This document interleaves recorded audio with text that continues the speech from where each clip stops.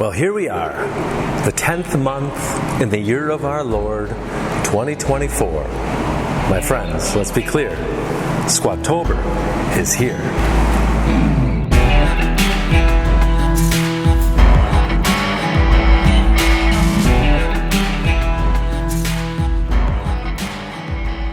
There really just isn't that one squat, right? We always think about the traditional squat where we put the barbell on our back and we're going up and down, and we just call that the squat exercise.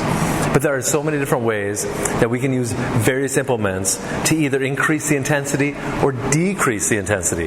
There's so many different ways that we can position our bodies, once again, to increase the intensity or decrease the intensity. So the squats, a squat is not a squat. What if you're there, sitting at home, got your cup of coffee in hand, and you're watching this wonderful video that I make, and you're like, squats hurt my knees, I don't like to squat. Whatever you say about the squats, I'm not buying. There's that thing called the placebo effect, right? So whatever we give you, there's going to be that mental thing like, this is going to help, so it's going to improve. And guess what's going to happen? Your brain's going to accept that. And even if that pain might arise, your brain's going to overpower that pain and say that this has been improved because of whatever that placebo was. But there is that thing called the nocebo effect. So you can go in and say, squats are going to hurt my knees, squats are going to hurt my knees, squats are going to hurt my back, squats are going to hurt my whatever body part.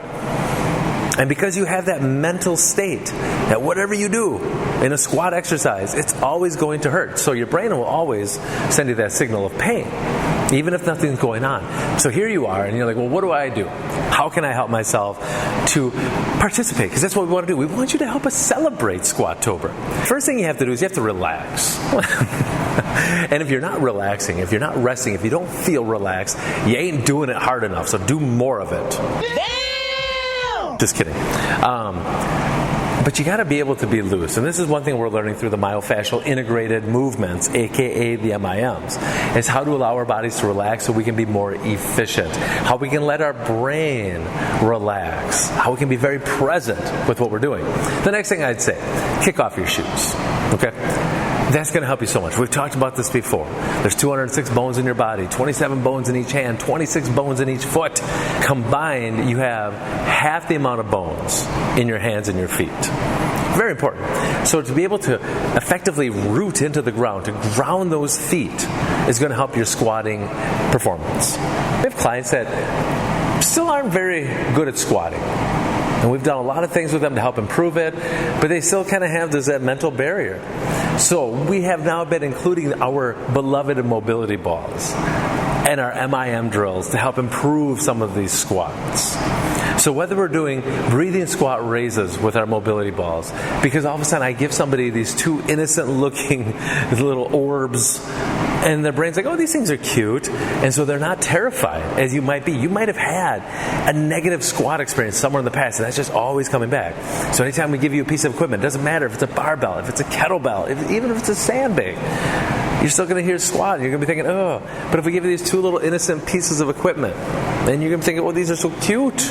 They can't possibly do anything wrong. And then all of a sudden you're going to do more of a squat pattern with these mobility balls. Before you know it, you're like, oh, shoot, I'm squatting, and guess what? My knee's not hurting. Because you're so focused on the movement of those mobility balls. You're very present, and you're very aware. And that awareness helps that pain. And there's some other ways that we can kind of sneak in that squat pattern as we use our mobility balls, as we express ourselves in that myofascially integrated movement. So whether we're doing lateral raises, whether we're doing what we call the lotus opening and closing, where we're making this big circle, we're pulling down, we shoot back up. All these movements that we're doing with our arms, it has to make us concentrate on what's going on, that we have to stay present, and we kind of forget about the fact that we're going up and down. And one of my favorites, people don't really see this at all, so don't keep the secret between you and me, is this thing called the Frogger, where you're actually lying on the floor, face down, and you've got your knees spread out, and you're just simply shifting back and forth. And you might not think of that as a squat exercise. If I were to flip it up so it's perpendicular, you're going up and down like a squat. So these simple, gentle ways to start including some of these squat patterns into your life, because you don't have to squat with load in order to have an effective squat, in order to have the benefits of the squat pattern.